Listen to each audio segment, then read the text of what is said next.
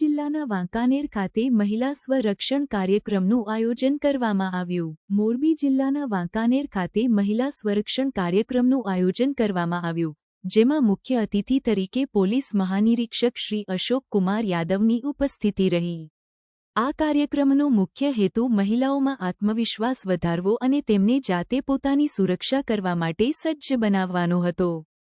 કાર્યક્રમમાં મહિલાઓને સ્વરક્ષણની વિવિધ ટેકનિક્સ શીખવવામાં આવી, જેમાં શારીરિક કસરતો, આત્મરક્ષા માટેની પદ્ધતિઓ અને સંકટની પરિસ્થિતિમાં કેવી રીતે પ્રતિસાદ આપવો તે અંગે માર્ગદર્શન આપવામાં આવ્યું. શ્રી અશોક કુમાર યાદવે મહિલાઓને સ્વરક્ષણના મહત્વ વિશે સમજાવ્યું અને તેમને સશક્ત બનવા માટે પ્રોત્સાહિત કર્યા. મહિલા સ્વરક્ષણ કાર્યક્રમમાં સ્થાનિક મહિલાઓ, વિદ્યાર્થિનીઓ અને સામાજિક સંસ્થાઓના પ્રતિનિધિઓએ ભાગ લીધો.